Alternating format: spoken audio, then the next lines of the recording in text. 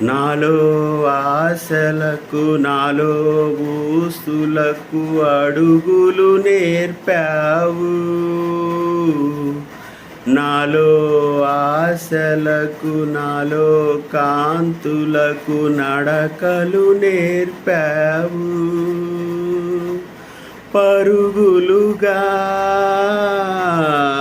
పరుగులుగా రువి ఇవాళ నిండే చేరాలి. నాలో ఆశలకు నాలో ఊసులకు పరుగులు నేర్పావు. నాలో ఆశలకు నాలో కాంతులకు నడకలు నేర్పావు. ఇలా పాడుకుంటూ పాప మా పిచ్చి తల్లి వాడు ప్రేమిస్తున్నాడు అనుకుని నమ్మి మోసపోయి ఇప్పుడు బిడ్డతో సహా ప్రాణాలు కోల్పోయిందన్నమాట. విషయం ఏంటంటే మీకు అందరికీ తెలిసిన విషయమే. ఒక అమ్మాయికి తండ్రి లేడు, చచ్చిపోయాడు. తల్లి బ్లైండ్, చూపు సరిగ్గా కనపడదు. అమ్మమ్మ ఉందన్నమాట. అలా బతుకుతుంది. చూడటానికి చక్కగా బాగుంది, అందంగా ఉందన్నమాట. ఆ అమ్మాయిని ఒక ఎదవ వల్ల వేసుకున్నాడు. పెళ్లి చేసుకుంటానని నమ్మించి కాపురం దాకా తీసుకొచ్చాడు.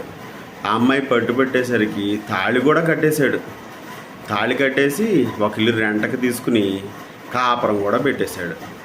ఆ అమ్మాయి ప్రెగ్నెంట్ అయిన తర్వాత ఈ 2-3 ఏళ్ల సమయంలో ఆ అమ్మాయి అత్తగారింటికి వెళ్దామన్నా వాడు కాదల్లా, లేదంటే మీ అమ్మ వాళ్ళకి తీసుకెళ్ళి నన్ను పరిచయం చేయమన్నా వాడు కాదల్లా.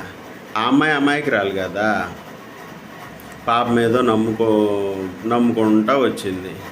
ఈడేం చేశాడు, ఎప్పటికప్పుడు వదిలించుకోవాలని ట్రై చేసి చివరికి ఆ అమ్మాయికి ఇప్పుడు రేపు డెలివరీ అనగా ఈరోజు అమ్మమ్మని తీసుకొచ్చి పెట్టుకుంది అన్నమాట ఇంట్లో. డెలివరీ అయితే బిడ్డ కూడా బయటకు వచ్చేస్తే నా బండారం బయటపడిపోద్ది అని చెప్పి ఆ అమ్మాయిని రాత్రికి రాత్రే చంపేశాడు, కడుపులో ఉన్న బిడ్డతో సహా. ఎరా ఎదవా, నువ్వు అసలు మనిషివేనా?